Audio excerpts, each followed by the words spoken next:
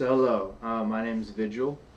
Um, if you're actually reading and writing, or sorry, if you're actually reading and seeing my true videos, my true writings and stuff like that, combined with what the all-seeing eye is actually not editing out, uh, it should create a framework for you to understand me as a person, I guess, which is kind of cool. It's cool to be understood. Um, but anyway, so this is going to be a really long, rambling video. Um, just to start. So the wheel within a wheel is a mechanical device that has an inner circumference that spins at an RPM and an outer circumference that spins at the same RPM. It's a mechanical disc essentially that spins faster than the speed of light mechanically with limited energy. The halo is a photon that's coiled in a circle that warps space-time as it's going around in that circle, and it can be charged, kind of like a voltage or an amperage formula. The QR codes, I'm pretty sure the Beast of Revelations mark the beast. I'm not entirely sure. Makes sense. There's 666 in the codes. You have neurolaces in you. You see them on their foreheads or their hands, and you assimilate into their hive mind. It's a malware essentially. The disappearing stars and the blackened sun sound like Dyson spheres in a Van Neumann machine. Ezekiel, or Zeke or whatever, as they call him in World War Z, the movie. What else? Why did we invade Iraq, and why was it a war of annihilation? My theories? I don't know, man. I was like 12 when it happened. My theory is, based upon the evidence I've watched, Saddam had a cryonaught smile. His generals straight up, like, some of them were infiltration units. Like, if you watch the movie Generation Kill and you understand it as they're fighting time travelers, like, it starts to make more sense. Like, they go to fuck up that city and, like, they start dancing, which is what time travelers do because they can't directly talk about stuff because it would create a paradox. Like the guard, or the people in the city of, like, the two guys who, the one of them says future fucking terrorists, and they're like, hey, I thought we were gonna fuck it up. They're fucking it up, like, and they're dancing around and shit like that. It looks like the symbolism of time travelers, and, like, it shows the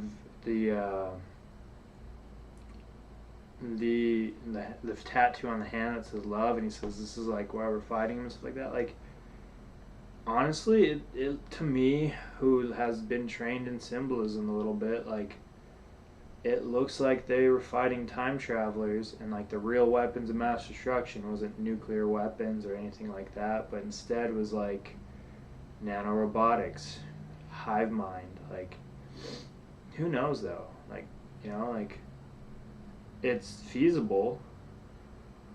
Is it true? I don't know. I live in a deception information matrix, man. Like, that goes back years.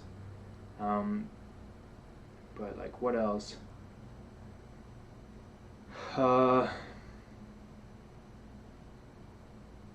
Anyways, so we're on the precipice of, like, nuclear war as a species. And, like, and we're heading into the climate destruction, and, like, we're heading into pollution overloading or whatever, like, and water shortages and famine and, like, the global economic collapse. And it's all being, like, they're putting their foot on the gas essentially, like, on all of it. Like, they got rid of the National Strategic Oil Reserve, which allows us to fight people after like the system fails. That Strategic Petroleum Reserve was so that our Air Force could keep fighting. And, like, it's the whole fucking system. Every component of it is collapsing in real time. It's going to be the death of billions of people if it does. Like, maybe our species if it does. And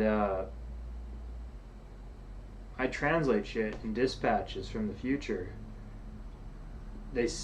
say that there's a nuclear war coming, but like, I think like the way time works is that they misdirect to get you to do shit.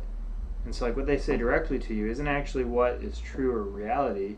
It's a misdirect to get you to do something else, and they have us under lock and key essentially, because like our brains are mapped. They know what stimuli will cause what. We're essentially Plinko games in some regard, and they're controlling the spacing of the Plinko bars or whatever you call them.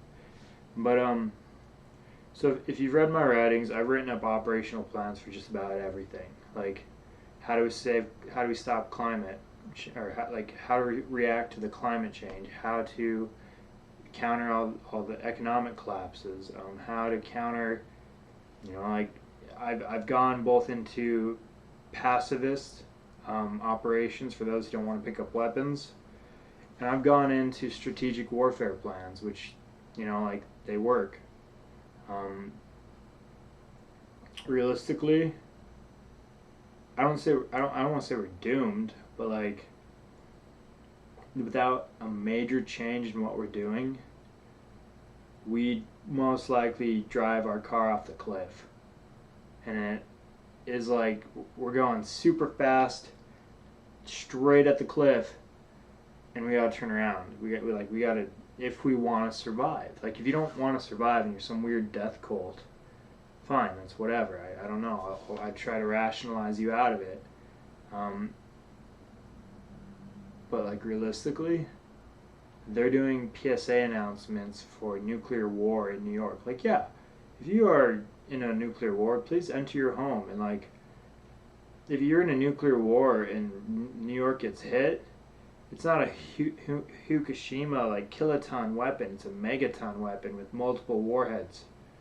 And like, the whole state of New York is gone in the event of a nuclear war with Russia. And like, it's not just New York though. It's America that is gone in the event of a nuclear war with Russia. And so like, it just doesn't seem. So I have issues with the government, mostly because they framed me, they remote controlled me, they lied, and like, I can't prove any of this, so I sound crazy. But their leadership is either hijacked, like with Neuralaces, and they don't know it, or they're spies from some other community, or they're dementia patients, or they're death cult, or something, because like, they are literally trying to kill all of us in like every imaginable way, and this is in plain sight at this point. So I guess the choice is ours as a community. Like, I personally have spent a long time trying to like counter all the problems. I spent like 10 years or whatever. Let's see, I was 24. I spent about 8 to 5 years writing about like, how do we solve this problem? Like, operational plans for this. And I started writing books called The Skeleton Key, and then I got buzzed by an F-18, remote controlled, framed for a crime, put in a cage and tortured, and like electroded and drugged and shit, which sounds infeasible. But today I finally came to this conclusion that like, if we want to survive, we have to change everything, and everything that we're doing has to stop, and we have to rethink everything. If we don't, then just keep doing what you're doing, essentially. Like, it's your choice as a community. Like,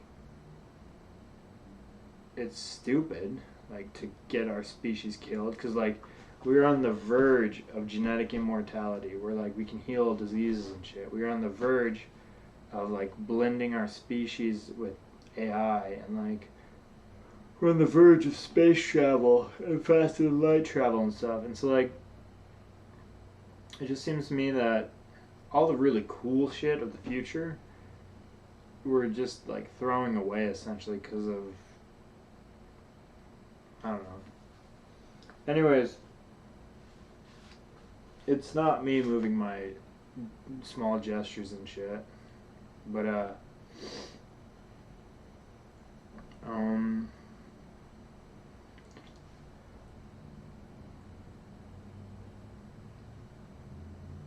This sucks. And we have no one to blame but ourselves. Literally, every single person who has participated in this is to blame. There was no one innocent at all. I'm not innocent, you're not innocent, no one is innocent in this. We are either passive observers who enjoyed the fruits of the exploiters, or we were the exploiters, or we were something also involved in this. And like, I guess if you look at the history of Nazism in the 1940s, after they started losing the war, psychologists, sociologists, and stuff like that, I've read their books about it, they basically say that like Germany as a whole was no longer responsible for their actions in the same way that someone who's crazy like isn't responsible for their actions, because they literally don't have a sound mind. And like, we've entered that in our global population, like not just America, but the global population has kind of lost its mind. QAnon has 10% of American population. They have their own senators, 30 million Americans. They're straight up schizophrenics, like artificially induced schizophrenics from information warfare. And like, they might be a hive mind. And like, the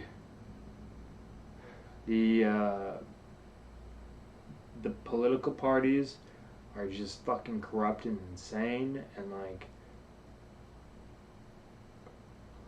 I don't know, I was gonna go over every single operational plan I had written, but like, I'm sure you have access to them. If you don't, why don't you?